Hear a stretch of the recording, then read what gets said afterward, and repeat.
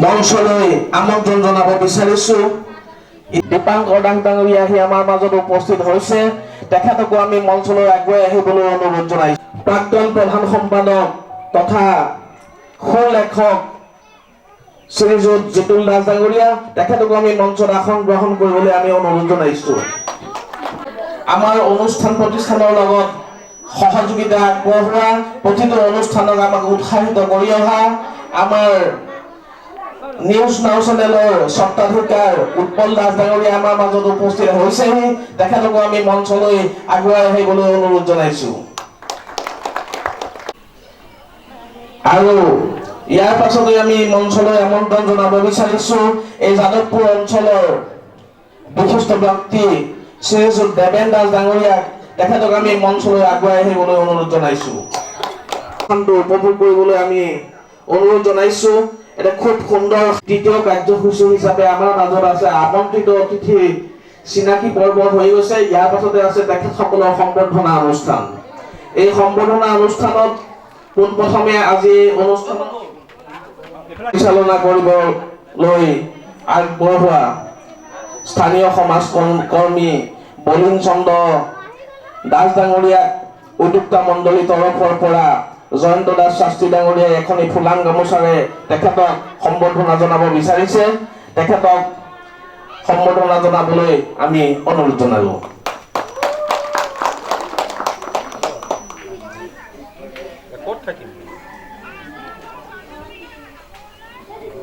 ইয়াৰ পাছত আমি আপোনালোকক ইতিমধ্যে কৈছো যে সুদূৰ গোলাঘাটৰ পৰা আহি আজি বিহুৰ বতৰত আমাৰ মাজত উপস্থিত থাকি আমাৰ অনুষ্ঠানটোৰ সৌষ্ঠৱ বৃদ্ধি কৰা সদৌ অসম অনুসূচিত জাতি ছাত্ৰ সন্থাৰ কেন্দ্ৰীয় সমিতিৰ সভাপতি দীপাংকৰ দাস ডাঙৰীয়াকো ইয়াৰ পাছতেই উদ্যোক্তা মণ্ডলীৰ তৰফৰ পৰা আদৰণি জনাব বিচাৰিছে।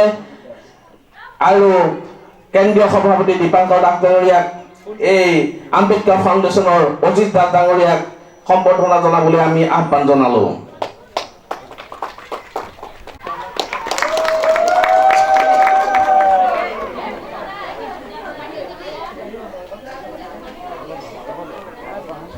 চেনেলৰ স্বত্বাধিকাৰ উৎপল দাস ডাঙৰীয়াক উদ্যোক্তা মণ্ডলীৰ তৰফৰ পৰা আদৰণি জনাব বিচাৰিছে। তেখেতক আদৰণি জনাবলৈ উদ্যোক্তা মণ্ডলীৰ জলি বাইদেউক আমি আহ্বান জনাইছো।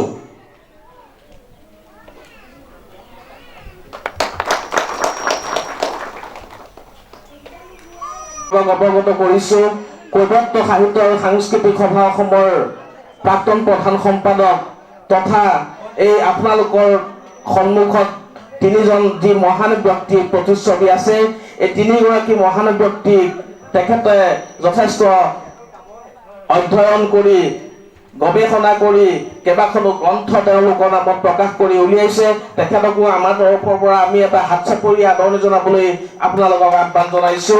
আৰু তেখেতক এই সুযোগতে উদ্যোক্তা মণ্ডলীৰ তৰফৰ পৰা এখন এই ফুলাম গামোচাৰে আদৰণি জনাবলৈ অজিত দাসক অনুৰোধ জনাইছো। ক্ষমা কৰিব, অজিত দাস নহয় বকুল দাসে তেখেতক আমাক আদৰণি জনাইছে। উদ্যোক্তা মণ্ডলীৰ ৰিম্পিত আছে, ৰিংলিত আছে, আদৰণি জনাবলৈ আমি অনুৰোধ জনাইছো।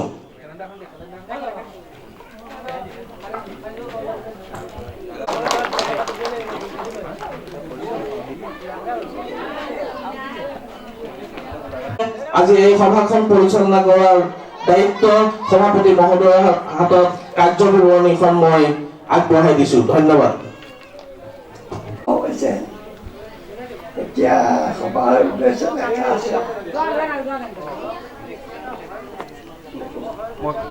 সাবিত্ৰীবাই ফুলে জন্ম 194তম জন্ম জয়ন্তী উদযাপন আৰু সাবিত্ৰীবাই শৈক্ষিক কেন্দ্ৰ শুভাৰম্ভৰ শুভক্ষণত আজি সমবেত হোৱাৰ আজি সভাৰ সভাপতি মহোদয়, অনুসূচিত জাতি ছাত্ৰ সন্থাৰ মোৰ একালৰ সতীৰ্থ সভাপতি শ্ৰীযুত দীপাংকৰ দাস ডাঙৰীয়া, আম্বেদকাৰ ফাউণ্ডেশ্যনৰ তথা কৈৱৰ্ত সাহিত্য সভা প্ৰাক্তন সভাপতি আম্বেদকাৰ ফাউণ্ডেশ্যনৰ উপদেষ্টা শ্ৰীযুত ডিটুল দাস ডাঙৰীয়া, বিশিষ্ট সমাজসেৱী নিউজ নাও স্বত্বাধিকাৰ উৎপল দাস ডাঙৰীয়া আৰু এই অঞ্চলৰ বিশিষ্ট সমাজসেৱক দেৱেন চন্দ্ৰ দাস ডাঙৰীয়াকে প্ৰমুখ্য কৰি আজি মঞ্চত উপস্থিত হোৱাৰ যাদৱপুৰ গাঁওবাসী, মোৰ আই মাতৃ, ছাত্ৰ ছাত্ৰীসকল আৰু মোৰ বন্ধু বান্ধৱ সকলোকে আৰু সাংবাদিক বন্ধুসকলকে প্ৰমুখ্য কৰি আজি এই অনুষ্ঠানটো মই উদ্দেশ্য ব্যাখ্যা কৰিবলৈ আগবাঢ়িছোঁ। আম্বেদকাৰ ফাউণ্ডেশ্যন 2016 চনত 14 এপ্ৰিল তাৰিখে আম্বেদকাৰ শৈক্ষিক কেন্দ্ৰ নামেৰে শুভাৰম্ভ কৰা। আমি 2জন ব্যক্তিয়ে চিন্তাত আম্বেদকাৰ শৈক্ষিক কেন্দ্ৰৰ আমি আৰম্ভ কৰিছোঁ। মই আছোঁ আৰু এগৰাকী বাইদেউ আছে, ৰূপামণি দাস বাইদেউ, আৰু সেই 2জন ব্যক্তি তত্ত্বাৱধানত আম্বেদকাৰ শৈক্ষিক কেন্দ্ৰৰ নামেৰে এটা অনুষ্ঠান জন্মগ্ৰহণ দিলোঁ। লাহে লাহে আমি আম্বেদকাৰ ফাউণ্ডেশ্যনটো যোৰহাটৰ বিভিন্ন শিক্ষাৰ ক্ষেত্ৰত, স্বাস্থ্যৰ ক্ষেত্ৰত আৰু সামাজিক ক্ষেত্ৰত, শাৰীৰিক ক্ষেত্ৰত আমি ভিতৰুৱা অঞ্চলসমূহত, অনুসূচিত জাতীয় অঞ্চলসমূহত আমি কাম কৰিবলৈ আৰম্ভ কৰিলোঁ। আমাৰ আম্বেদকাৰ ফাউণ্ডেশ্যনে এটা উদ্দেশ্য লক্ষ্য ৰাখি আমি সিদ্ধান্ত ল'লোঁ, যাতে আমি অনুসূচিত জাতীয় অঞ্চলসমূহত যিহেতু বয়োজ্যেষ্ঠ ব্যক্তিসকলক আমি কথা ক'লে যিহেতু নুশুনিব পাৰে, সেইকাৰণে আমি আম্বেদকাৰ ফাউণ্ডেশ্যনে 3 বছৰৰ পৰা আৰু 11 বছৰ ছাত্ৰ ছাত্ৰীসকলৰ মাজত এটা যদি আমি শিক্ষা, স্বাস্থ্য আৰু শৈক্ষিক দিশত আমি যদি এটা সজাগ আনিব পাৰোঁ, তেতিয়া আমাৰ জাতিটো অকণমান আগবাঢ়িব। আমি 3জন ব্যক্তিক আমি মুখৰ আগত লৈ, যিহেতু আমি উদাহৰণস্বৰূপে আমি কিছুমান বস্তু দেখুৱাব লাগিব। ৰাষ্ট্ৰীয় মহাত্মা জ্যোতিবাই ফুলে আৰু ৰাষ্ট্ৰীয় নেতা সাবিত্ৰীবাই ফুলে আৰু ভাৰতবৰ্ষৰ সংবিধান প্ৰণেতাৰ ডক্টৰ বীৰ আম্বেদকাৰক আমি সন্মুখত লৈ আমি যাত্ৰা আৰম্ভ কৰিছোঁ।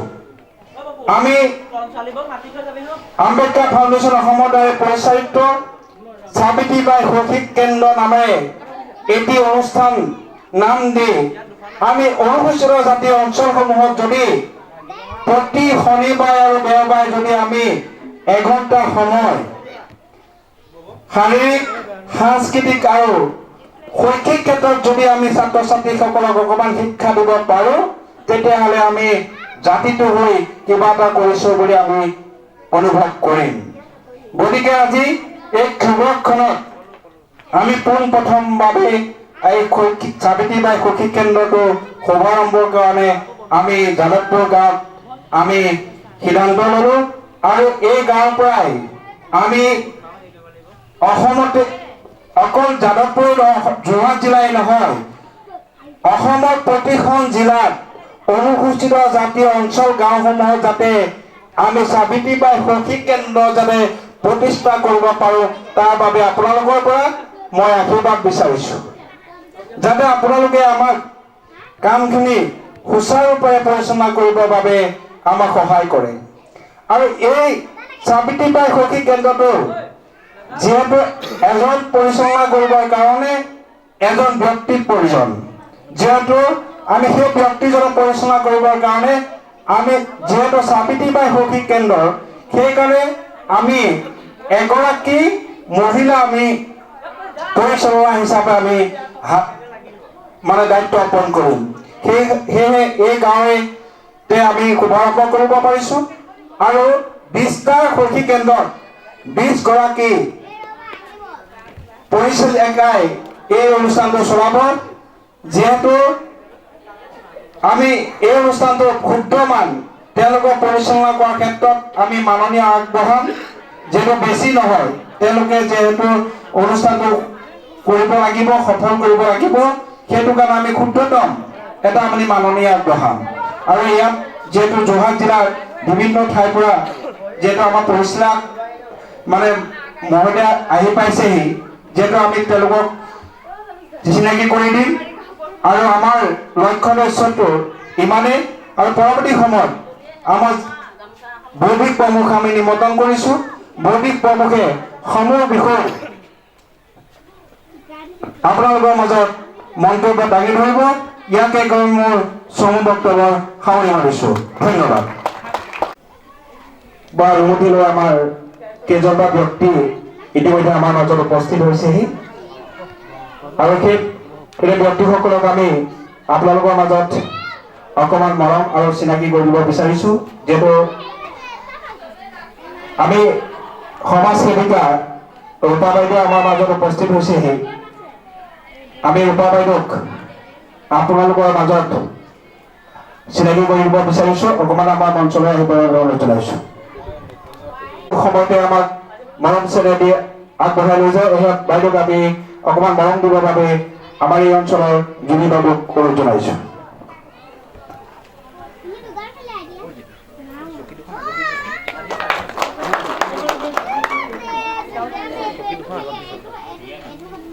আমাৰ দৃষ্টিগোচৰ কৰে আমি ৰমেন দা শইকীয়া ডাঙৰীয়াক আপোনালোকৰ মাজত চিনাকি কৰি দিব বিচাৰিছোঁ।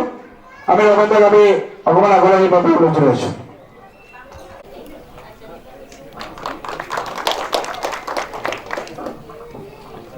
আমি আপোনালোকক চিনাকি কৰি দিব বিচাৰিছোঁ সমাজ সেৱিকা ৰীতা ডাক্তাৰকো আমি আপোনালোকক চিনাকি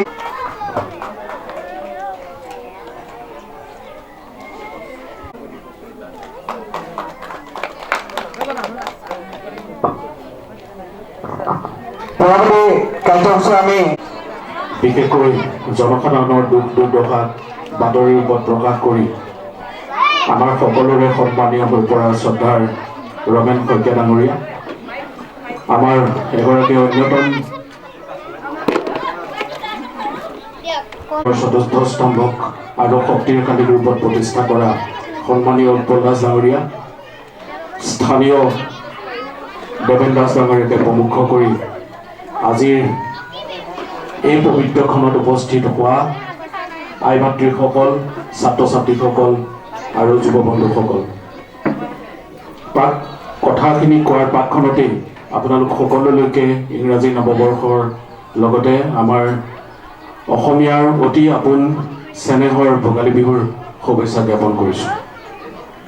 আৰু আমাৰ বক্তব্যৰ পাকখনতে আমি আমাৰ সন্মুখত ইতিমধ্যে বন্তি প্ৰজ্বলিত কৰি ৰখা তিনিগৰাকী মহান ব্যক্তি ক্ৰমে যুৱ দিৱস হিচাপে সমগ্ৰ ভাৰতবৰ্ষতে পালন কৰা হয়। আজিৰ এই পবিত্ৰ মুহূৰ্তত বিবেকানন্দ দেৱৰো আমি শ্ৰদ্ধাৰে তেখেতক স্মৰণ কৰিছোঁ। আজি এটি খুব গধুৰ দায়িত্ব আমাক অৰ্পণ কৰা হৈছিল, যিহেতু আজি নহ'লেও যোৱা ৩ জানুৱাৰী আমাৰ ৰাষ্ট্ৰীয় মাতা সাবিত্ৰীবাই ফুলেৰ জন্মদিন আছিল। সেই উদ্দেশ্যে আমাক দুভাষী ক'বলৈ দায়িত্ব দিছিল, কিন্তু মঞ্চত এনে কিছু সন্মানীয় ব্যক্তি আছে, জ্ঞেষ্ঠ ব্যক্তি আছে, নাজানো কেনেকৈ কথাখিনি অৱতাৰণা কৰিব পাৰোঁ। তথাপিও খুব কম সময়ৰ ভিতৰতে যিহেতু বিহুৰ বতৰ বৰ বহুত দীঘলীয়াকৈ কথাকেইটা নকওঁ, মূল কথাকেইটা সামৰি মই অকণমান এইকেইগৰাকী বিশেষকৈ সাবিত্ৰীবাই ফুলেৰ জীৱনৰ অকণমান চমুকৈ এটি আভাস দিবলৈ চেষ্টা কৰোঁ। যিহেতু আজিকালি ডিজিটেল ইণ্ডিয়াৰ যুগ, গুগলৰ সময়, ইয়াত আৰু বেলেগকৈ ক'বলগীয়া নাই। আজিকালি যেতিয়া মোবাইলটোত আপুনি সাবিত্ৰীবাই ফুলে বুলি মাৰি দিয়ে তেতিয়াহ'লে তাতে বহুতখিনি খবৰ আহে। যদি আপুনি ইউটিউবটো খুলিও এতিয়া চাই তেতিয়া দেখিব সাবিত্ৰীবাই ফুলেক জানিব পৰাকৈ বহুতখিনি তথ্য তাতে আছে। তাতকৈ আৰু বহুত বেলেগকৈ ক'বলগীয়া নাই। তথাপিও আমাৰ ইয়াতে বহুকেইগৰাকী ডিজিটেল ইণ্ডিয়াৰ পৰা কিছু দূৰত থকা, মোবাইলৰ পৰা কিছু দূৰত থকা আইতাও দেখা পাইছোঁ। দুই এফাকি কথা নক'লে নহ'ব বুলিহে কথাকেইটা ক'বলৈ চেষ্টা কৰিছোঁ। আজি যদি আমি সাবিত্ৰীবাই ফুলেৰ বিষয়ে কথাখিনি ক'বলৈ যাওঁ তেতিয়াহ'লে আমি অকণমান পিছলৈ আহিব লাগিব। আজিৰ প্ৰেক্ষাপটত কথাটো পাতিলে যিহেতু কথাটো আজিৰ লগত বৰ খাপ খাই নুঠিব।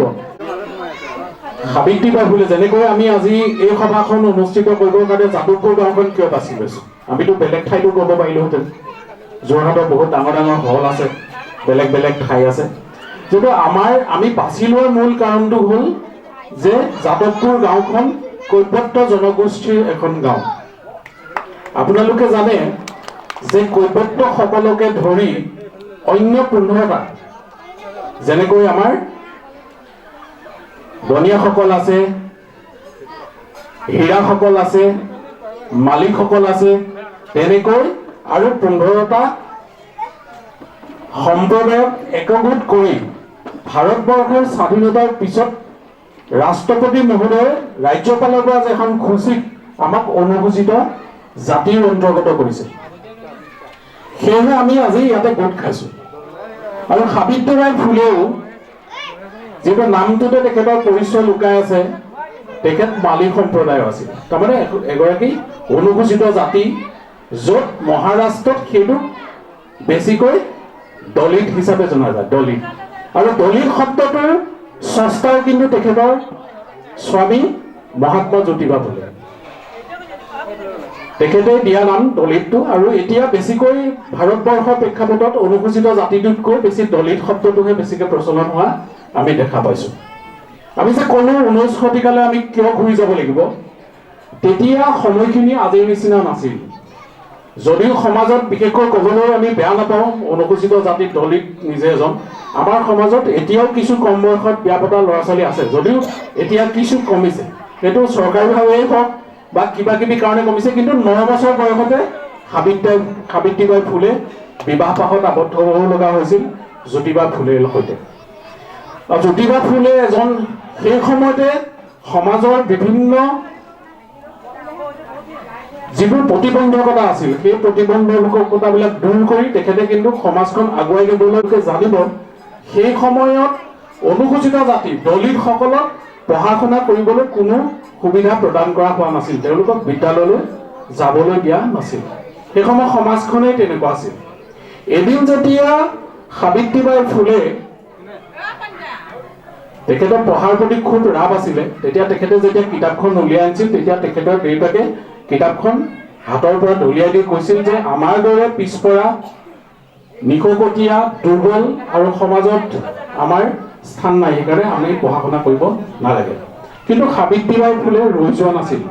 তেতিয়া তেখেতে যেতিয়া আমাৰ জ্যোতিবা ফুলেৰ লগত বিবাহ পাশত আবদ্ধ হৈছিল, তেতিয়া ঘৰত যিহেতু পঢ়াৰ সুবিধা নাছিল, তেতিয়া আমাৰ জ্যোতিবা ফুলেৰ যিখন ঠাইত কৃষি কৰিছিল, খেতি বাতি কৰিছিল, সেই খেতি বাতি কৰা ঠাইখিনিলৈকে তেখেতে কিতাপ লৈ গৈছিল।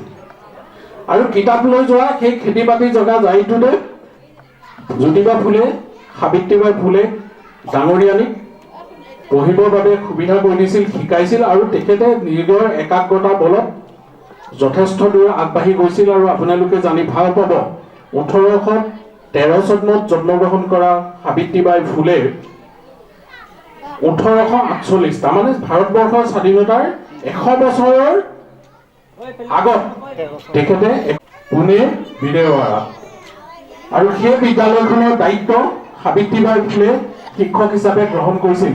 আৰু সেইকাৰণে কোৱা হয় সাবিত্ৰীবাই ফুলে ভাৰতবৰ্ষৰ প্ৰথমগৰাকী মহিলা শিক্ষয়িত্ৰী। যিখন সময়ত মহিলাৰ স্থান কেৱল স্থায়ীবোৰৰ মাজত আছিল, শিক্ষাৰ লগত জড়িত নাছিল, তেখেতে সেই সময়তে নিজেও শিক্ষা গ্ৰহণ কৰিছিল। আৰু আপোনালোকৰ দৰে আৰু সেই সময়ত অতিকে পিছপৰা সমাজৰ মহিলাসকলক তেখেতে উলিয়াই আনিছিল শিক্ষা প্ৰদান কৰিবৰ বাবে। সেইকাৰণে তেখেতক মহিলা সবলীকৰণৰ মাতৃ বুলি কোৱা হয়। কথাটো গম পাইছেনে? মহিলা সবলীকৰণৰ মাতৃ বুলি কোৱা হয় সাবিত্ৰীবাই ফুলে।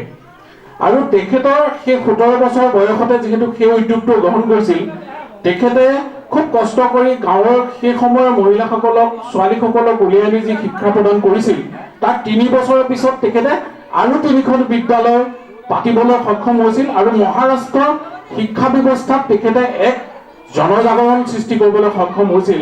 আৰু তাতে তেখেতে অনুসূচিত জাতি, পিছপৰা, শ্ৰমিক, কৃষক আৰু আনকি তেখেতে আমাৰ যি উদ্যোগ, যাক আমি বিধৱা বুলি কওঁ, সেই সময়ত বিধৱাসকলৰ স্থান বৰ সুখকৰ নাছিল হৈ যায়।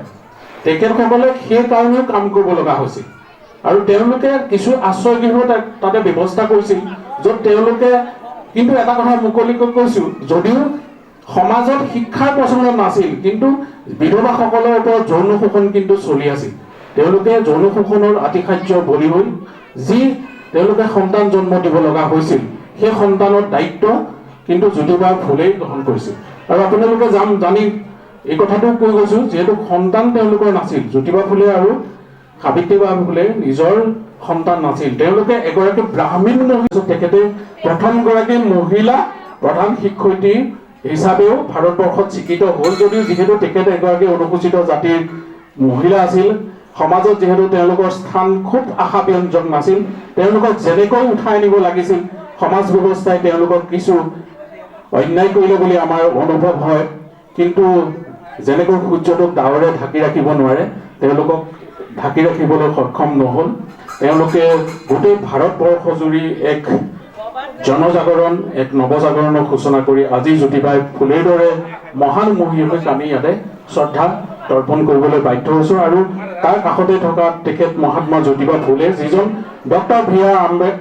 ৰামজী আম্বেদকাৰ, যাক আমি বাবা চাহেব বুলি কওঁ, তেখেত গুৰু আছিল।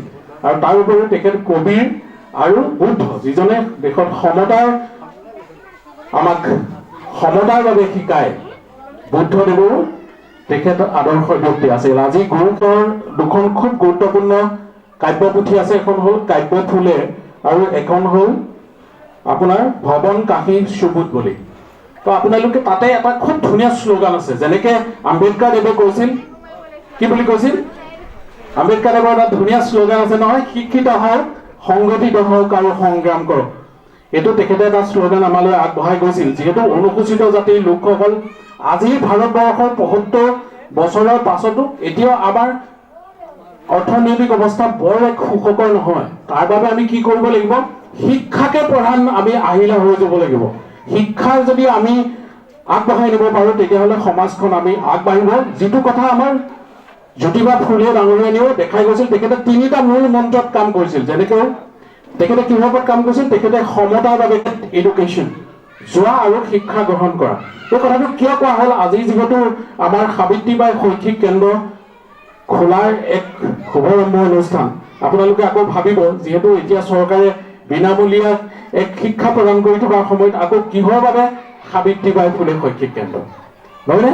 যিহেতু তেখেতে গোটেই ওৰতো জীৱন শিক্ষাকে মূল মন্ত্ৰ হিচাপে লৈ তেখেতে এইটো নিৰ্ধাৰণ কৰিছিল যে শিক্ষা অবিহনে সমাজ এখন কেতিয়াও আগ নাবাঢ়ে। এইটো আমি প্ৰত্যেকে ধুৰপে জানিব লাগিব যে শিক্ষাটো আমি যিকোনো প্ৰকাৰে আমাৰ পৰ্বতখনৰ কিবা অসুবিধা থাকিলেও তাক দূৰ কৰি যাতে ছাত্ৰ ছাত্ৰীসকলৰ মাজত শিক্ষা আমি বৃদ্ধি কৰিব পাৰোঁ। আমাৰ ৰমেন্দ্ৰই ইতিমধ্যে ক'লে, ইমান ধুনীয়া এটা আমাৰ স্কুল ইয়াতে আছে যিটো বন্ধ হৈ গ'ল, যাতে এইটো আমি জনগণৰ কামত লগাব পাৰোঁ, আপোনালোকৰ ৰাইজৰ সম্পদত লগাব পাৰোঁ। তাতোতকৈ আৰু আমাৰ বাবে একো হ'ব নোৱাৰে। আৰু মহাত্মা ফুলে, ডক্টৰ আম্বেদকাৰ আৰু সাবিত্ৰীবাই ফুলেৰ প্ৰতি শ্ৰদ্ধা, ইয়াতকৈ আৰু একো হ'ব নোৱাৰে বুলি আমি অনুভৱ কৰোঁ। সেয়েহে আৰু বহুত কথা ক'ব লগা থাকিল, বহুত কথা নকওঁ, বহুকেইজন বক্তাও আছে। বিহুৰ বতৰ, আজিৰ এই শুভক্ষণত সঁচাকৈ আপোনালোকক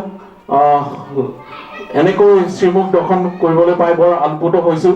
শেষত তেখেতে যিহেতু 10 মাৰ্চ 1897 চনত তেখেতে চিৰবিদায় মাগিছিল, তেখেতেও খুব কৰোণভাৱে মৃত্যুবৰণ কৰিছিল। আপোনালোকক এটা কথা কওঁ, তেখেতে যিহেতু তুলনীয়া পুত্ৰজন বেলেগ এগৰাকী ব্যক্তিৰ বাবে আমি শিক্ষক দিৱস পালন কৰিছোঁ, কিন্তু যিগৰাকী মহিলাৰ অবিহনে আমাৰ কেৱল শিক্ষাৰ সুবিধাটো নাথাকিলহেঁতেন, পুৰুষ শিক্ষকে গোটেই শিক্ষকতা কৰিলেহেঁতেন, মহিলাসকল ৰৈ গ'লহেঁতেন, সমাজৰ এটা অংশ শিক্ষাৰ পৰা বঞ্চিত হ'লহেঁতেন। তেনেগৰাকী ব্যক্তিৰ জন্মদিনটোতহে আচলতে শিক্ষক দিৱস পালন কৰাৰ কথাবোৰ অহাৰ প্ৰয়োজন আছে বুলি আমি অনুভৱ কৰোঁ। শেহতীয়াকৈ আপোনালোকে যদি ভাল পাব, হায়দৰাবাদত তেনে এক দলিত পেণ্টাৰসকলে তেনে এক আন্দোলন ইতিমধ্যে আৰম্ভ কৰিছে। তেওঁলোকে ক'ব খোজে যে সাবিত্ৰীবাই ফুলেও 3 জানুৱাৰী দিনটোতহে আচলতে শিক্ষক দিৱস হোৱা উচিত। এইটো মই আপোনালোকলৈ এৰিলোঁ। আপোনালোকে যেতিয়া সাবিত্ৰীবাই ফুলেৰ বিষয়ে বিতংকৈ পঢ়িব সুবিধা পাব, তেতিয়ালৈকে সেইটো নিজেও অনুভৱ কৰিব। কিন্তু আমি এই মিছনৰ বাবে সদায় কাম কৰি যাব লাগিব, যাতে আমি বৰ্তমান যিজনৰ কাৰণে পালন কৰি থাকোঁ তেখেতে যাতে কষ্ট নোহোৱাকৈ সাবিত্ৰীবাই ফুলে আৰু জ্যোতিবা ফুলেকো আমি সমান্তৰালভাৱে আগবঢ়াই নিব পাৰোঁ, সেই আশা আৰু কামনা কৰি মই যি দুই এফাকি ক'লোঁ, যথেষ্ট ভুল ভ্ৰান্তি ৰৈ গৈছে। ইমান প্ৰস্তুতি চলাই অহা নাছিলোঁ, যিহেতু তেখেতসকলৰ দৰে জ্ঞানগৰ্ভ ইমান বিশাল পাণ্ডিত্যৰ ব্যক্তিসকলক খুব কম সময়ৰ ভিতৰতে আলোকপাত কৰাটো মোৰ বাবে সম্ভৱ নহয় সেইবাবে পুনৰ আপোনালোকৰ চৰণ কমলত সেৱা জনাই আজিৰ চমু বক্তব্যটো সামৰণি মাৰিছোঁ ভৱিষ্যতে যদি কিবা ক'ব লগা সুযোগ থাকে আপোনালোকে যদি সুযোগ দিয়ে নিশ্চয় আহিম ভাল লাগিলে ধন্যবাদ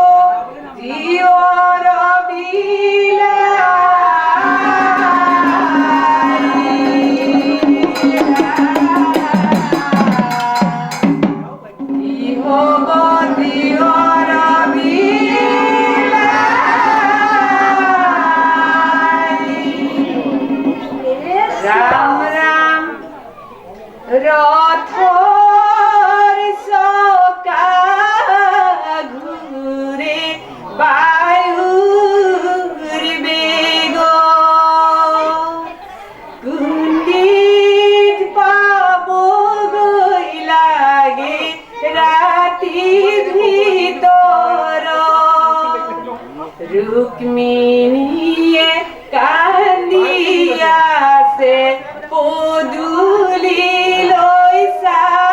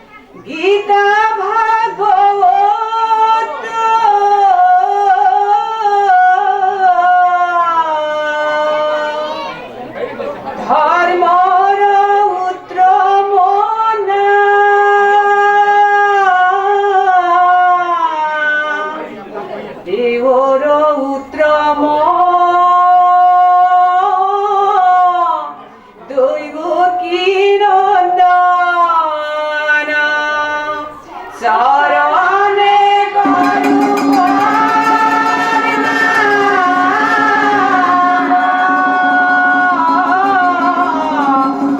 চরণে করু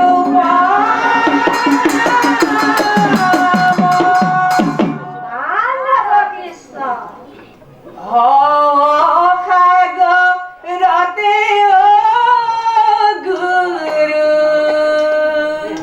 নরদে হাউতি যায় মাসাগ রতে করে ডুবু ডুবু।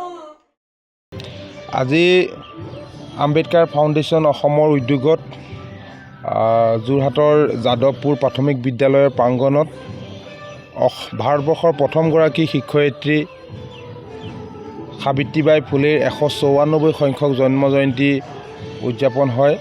আমি সদৌ অসম অনুসূচিত জাতি ছাত্ৰ সন্থাৰ পৰা উপস্থিত থাকোঁ অতিথি হিচাপে। আৰু আম্বেদকাৰ ফাউণ্ডেশ্যনে খুব সঁচাকৈ এটা প্ৰশংসনীয় পদক্ষেপ গ্ৰহণ কৰিছে। যোৰহাট জিলাখনৰ লগতে অনুসূচিত জাতিৰ ৰাইজৰ উপৰিও ছাত্ৰ সমাজক শৈক্ষিক উত্তৰণৰ যাত্ৰা যি এক প্ৰশংসনীয় পদক্ষেপ গ্ৰহণ কৰিছে। এই যাত্ৰাত আমি সদৌ অসম অনুসূচিত জাতি ছাত্ৰ সন্থাই সহযোগ আগবঢ়োৱাৰ প্ৰতিশ্ৰুতি প্ৰদান কৰিছোঁ। আশা কৰিছোঁ আম্বেদকাৰ ফাউণ্ডেশ্যনৰ এই উত্তৰণৰ যাত্ৰা অব্যাহত থাকক।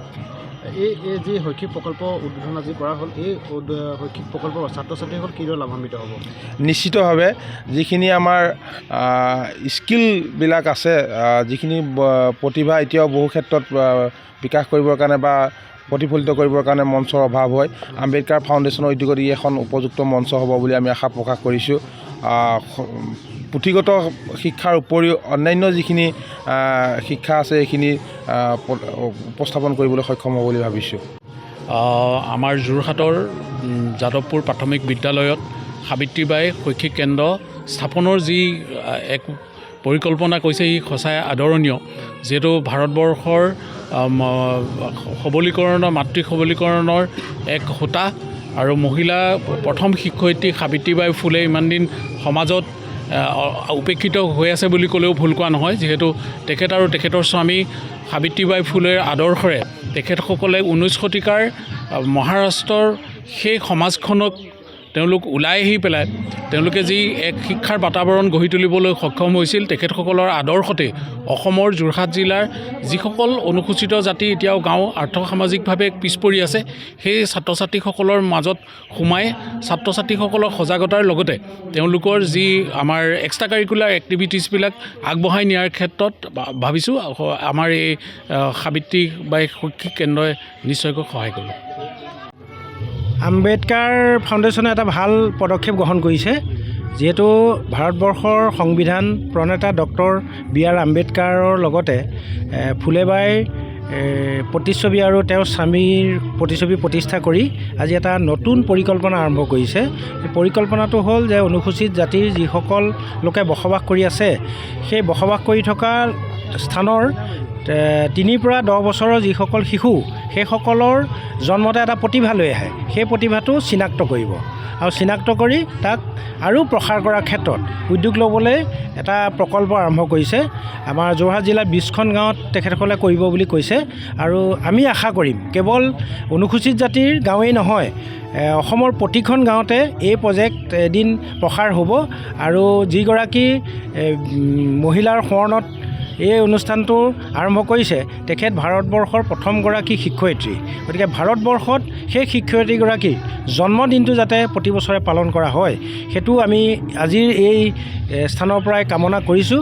আৰু আশা কৰিম যে অসম ভাৰতত এই শিক্ষয়িত্ৰীগৰাকীৰ যিটো অনুষ্ঠান সেইটো প্ৰসাৰ হ'ব আৰু এটা ভাল পদক্ষেপ। যদিও আমি জানোৱেই জন্মতে এটা প্ৰতিভা লৈ শিশুৰ জন্ম হয়, সেই প্ৰতিভাটো অকালতে মৰহি যায় উপযুক্ত নেতৃত্বৰ অভাৱত বা পৰামৰ্শ বা সুবিধাৰ অভাৱত। গতিকে তেনেকুৱা এটা কাৰ্যসূচী ৰূপায়ণৰ বাবে যি উদ্যোগ লৈছে, তাৰ বাবে এই ফাউণ্ডেশ্যনৰ বিশেষকৈ জয়ন্ত দাস সেনাপতিক আমি শাস্ত্ৰীক ধন্যবাদ জনাইছোঁ।